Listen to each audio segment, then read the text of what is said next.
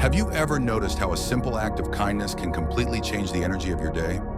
That moment when you hold the door for a stranger and they smile, or when someone unexpectedly pays for your coffee, or when you help a coworker who's struggling with a project. These small moments might seem insignificant, but what if I told you they hold the power to completely transform your life? I'm your host, and today we're exploring how kindness, yes, simple, ordinary kindness, can become the operating system that runs your entire life, and why science says that's the best upgrade you'll ever make. The kindness crisis. We're living through what some researchers are calling a kindness crisis. Studies show that empathy has declined by nearly 40% among young adults in recent decades.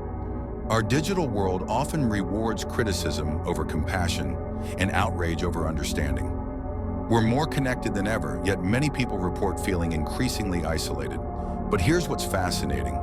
Despite these trends, kindness keeps showing up in research as one of the most powerful forces for both personal happiness and societal well-being. So today we're exploring three questions. What happens in your brain and body when you practice kindness? How can kindness transform your relationships, work, and health? And what practical steps can you take to make kindness the foundation of your life? Let's dive in. The science of kindness. When researchers at Emory University placed volunteers in fMRI machines and asked them to think about being kind to others, something remarkable happened.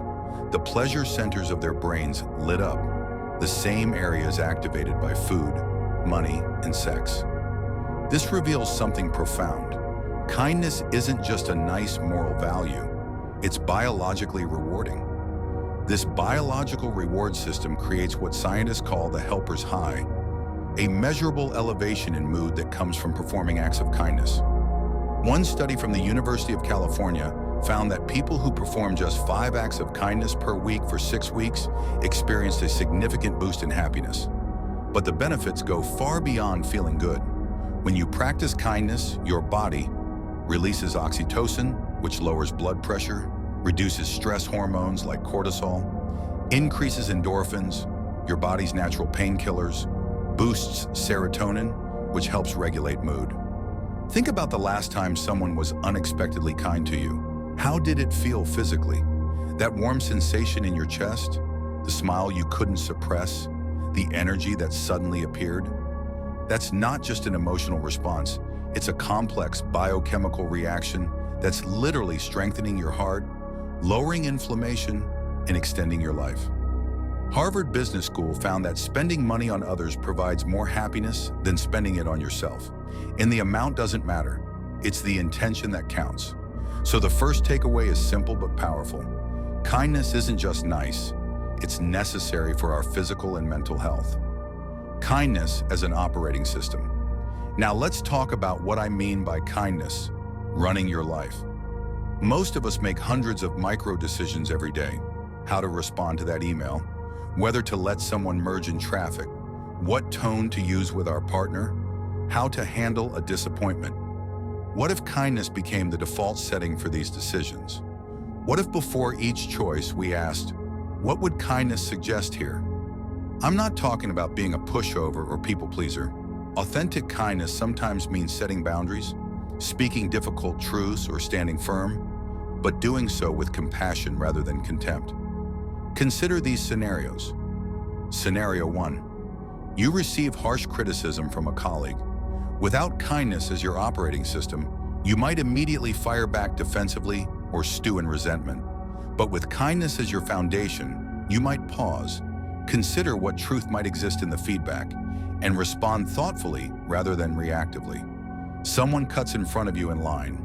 The default reaction might be irritation or confrontation, but kindness might lead you to consider, maybe they didn't see the line, maybe they're dealing with an emergency, maybe this is an opportunity to practice patience.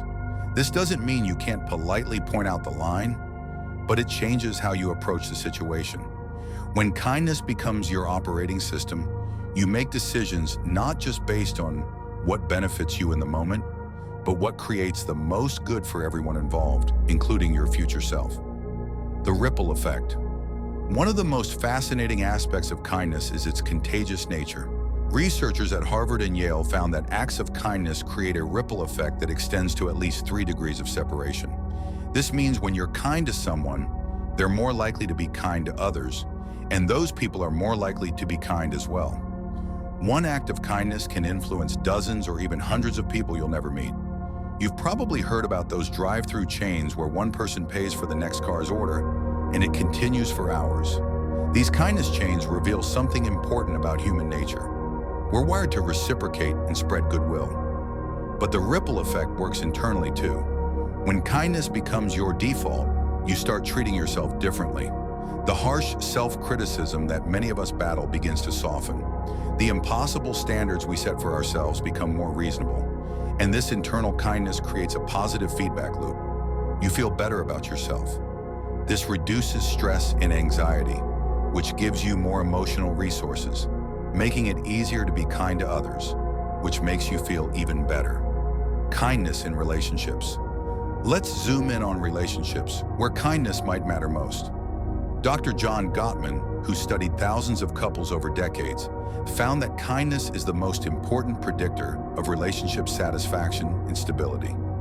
What's fascinating is how small the kindnesses can be. Turning toward your partner when they make a bid for attention, expressing appreciation for small efforts, assuming positive intent when something goes wrong, responding to frustration with curiosity instead of criticism. The research shows that these micro moments of kindness matter more than grand gestures. It's the day-to-day acts of consideration that build trust and intimacy. And it's not just romantic relationships. Workplace studies show that teams with higher levels of kindness and psychological safety outperform those focused purely on results. Google's Project Aristotle spent years trying to determine what makes teams successful. They expected to find that the best teams had the smartest people or the most similar backgrounds. What they actually found was that the single most important factor was psychological safety, created largely through kindness and empathy among team members. When people feel safe to take risks without being shamed or blamed, innovation flourishes. Kindness in difficult times. But what about when life gets really hard, you might ask? What about when I'm dealing with toxic people or serious problems? Isn't kindness naive then? This is where we need to distinguish between kindness and niceness. Niceness often means conflict avoidance, saying yes when you mean no, or ignoring problems to keep the peace. Kindness, by contrast, can be fierce. It means doing what's truly good for yourself and others, even when it's difficult. Sometimes the kindest thing you can do is set a firm boundary, call out harmful behavior, remove yourself from a toxic situation, speak an uncomfortable truth. Viktor Frankl, who survived Nazi concentration camps, observed that even in the most inhumane conditions, there were prisoners who gave away their last piece of bread to others. He wrote, "The last of human freedoms is to choose one's attitude in any given set of circumstances."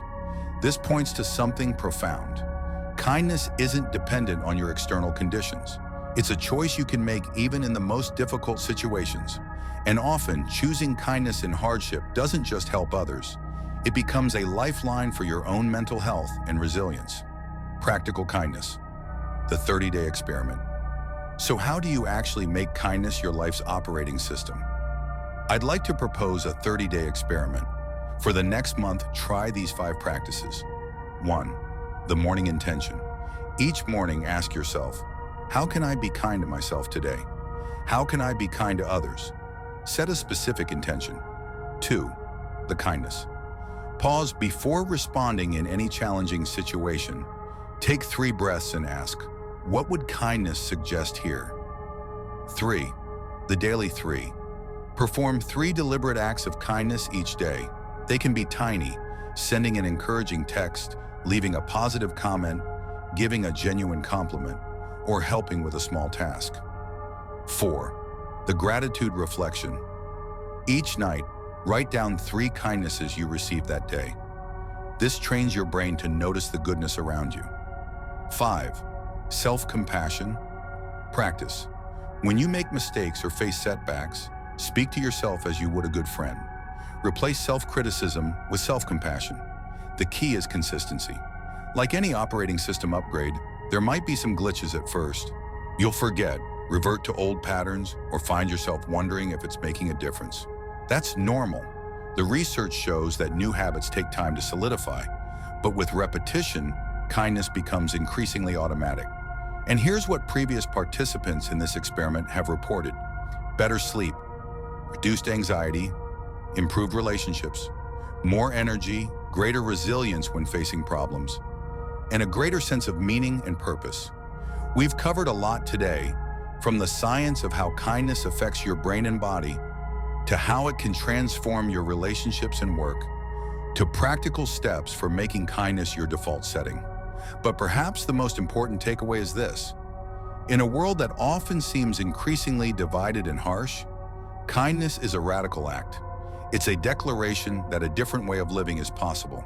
And the beautiful thing is that it's completely within your control.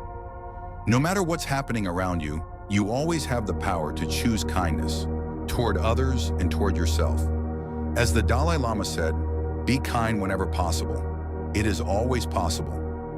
I believe that if enough of us make kindness our operating system, we don't just change our individual lives, we begin to change the world.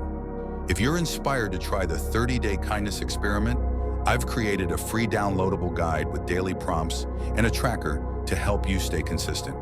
The link is in the description below, and I'd love to hear your thoughts.